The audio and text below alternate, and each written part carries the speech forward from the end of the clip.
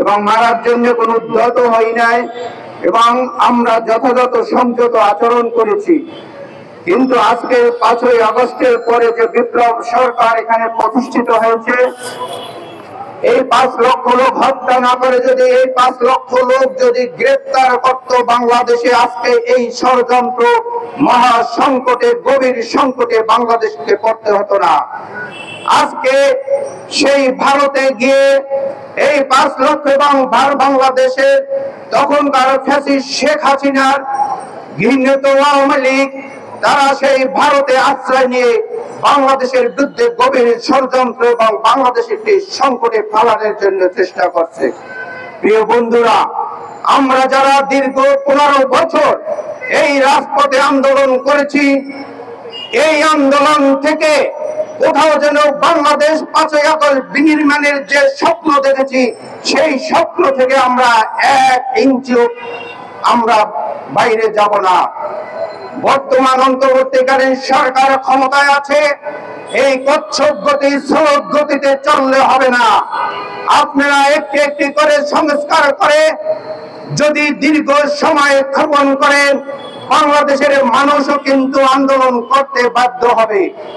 আমি বলতে চাই, ইতিমধ্যেই কিছু রাজনৈতিক এবং সেই ফ্যাসিস্ট শেখ হাসিনার সহযোগী হালুয়া রুটির ভাগ বাটোয়ারা করে যারা খেয়েছে, তারা বলার চেষ্টা করছে এই ইউনূস সরকারের যেন আরো 2 বছর 3 বছর থাকে।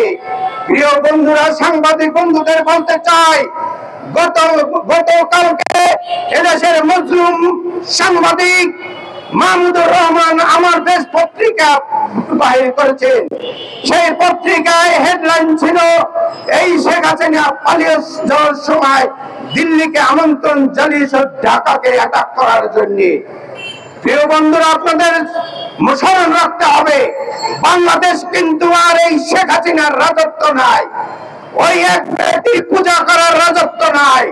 পুলিশ বাহিনী দিয়ে বাংলাদেশের নিরীহ জনগণকে হত্যা, গুম এবং আন্তর্জাতিক মানের যে অপরাধ সেই সংঘটিত হয়েছে। আমাদের যদি বাংলাদেশকে রক্ষা করতে হয়, ওই আন্তর্জাতিক যে আদালত গতকালকে ইন্টারপোলের মাধ্যমে ওই শেখ হাসিনাকে গ্রেফতারের জন্য আন্তর্জাতিক ভাবে ইন্টারপোলের মাধ্যমে সেই গ্রেফতারি পরোয়ানা জারি করেছে। ফেসবুকে সামাজিক যোগাযোগে দেখতে পাচ্ছি তিনি নাকি আত্মহত্যার জন্য উদ্যত হচ্ছেন।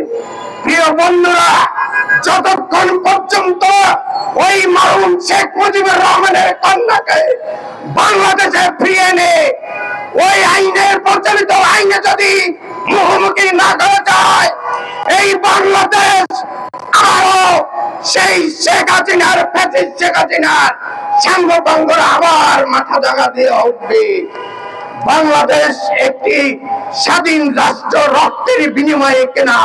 ওই লাল সবুজকে রক্ষা করতে যায়, ওই লাল সবুজের বাংলাদেশ যদি রক্ষা করতে হয়, দীর্ঘ 15 বছর জনাব তারেক জিয়া ঘোষিত যে 31 দফা আমরা সংস্কারের জন্য ওই শেখ হাসিনার বিরুদ্ধে রাজপথে আন্দোলন করেছি, ওই 31 দফার বাইরে কোথাও সংস্কারের দরকার নাই। কারণ ওই 31 দফার সারমর্ম হচ্ছে বাংলাদেশ মেরামতের জন্য 31 দফা। আমরা যদি সর্বশেষ কথা বলতে চাই, আগামীতে যদি ইউনূস সাহেবের আশেপাশে যারা আছে, আপনারা আওয়ামী লীগের ভাষায় কথা বলবেন না। কে নির্বাচনে আসবে আর কে নির্বাচিত হবে, এইটা বাংলার জনগণ নির্ধারণ করবে। ওই আসিফ নজরুলকে আমি একটি কথা বলতে চাই, রাজনীতিরা ভুল করতেই পারে, কিন্তু ভুল করার জন্য রাজনীতি করে না। কিন্তু দীর্ঘ 15 বছর 3 বারের নির্বাচিত প্রধানমন্ত্রী বেগম খালেদা জিয়াকে যে জামিন দেওয়া হয় নাই, সেই কোর্ট থেকে কিসের ভিত্তিতে ওই সাবের হোসেন চৌধুরীরা জামিন পায়, আপনাকে জবাব দিতে হবে। রেজনা হাসান, আপনি রাজনীতির সমালোচনা করতেই পারেন, ৫৩ বছরে ওই কুলাঙ্গার হাসিনা বাংলাদেশকে গভীর সংকটে ফেলে পালিয়ে গেছেন। কিন্তু আজকে যারা এই দুদুভাইয়ের মতো লোকেরা জীবনের হুমকি নিয়ে, মিথ্যা মামলা নিয়ে এখন এই বাংলাদেশ গড়ার স্বপ্ন দেখছে, আগামীতে এই স্বপ্ন দেখতে চাই, ওই তারেক জিয়ার ঘোষিত ৩১ দফা যদি বাস্তবায়ন হয় এবং বাংলাদেশ যদি একটি নির্বাচন কমিশনের অধীনে যার ভোট সে দেবে যদি দিতে পারে, এই বাংলাদেশ জাতীয়তাবাদী দল তারেক জিয়ার নেতৃত্বে শহীদ প্রেসিডেন্ট জিয়াউর রহমানের আদর্শ নিয়ে এই বাংলাদেশ আবার সেই জিয়ার আদর্শের বাংলাদেশ হবে। আমি এই কথা বলে শেষ করতে চাই। প্রিয় বন্ধুরা, সজাগ থাকবেন, কোন আওয়ামী লীগের নেতৃবৃন্দ যেন, এই কুলাঙ্গাররা যেন কোথাও ওই জয় বাংলা আমরা ঘৃণা করি, সেটি ছিল স্বাধীনতার সময়, কিন্তু এই মুহূর্তে ঘৃণিত একটি স্লোগান, ওই জয় বাংলাকে আমরা প্রতিহত করতে চাই। সবাইকে ধন্যবাদ। সমবায় দল নূরা প্রজ্যোতি আপাকে ধন্যবাদ। জিন্দাবাদ।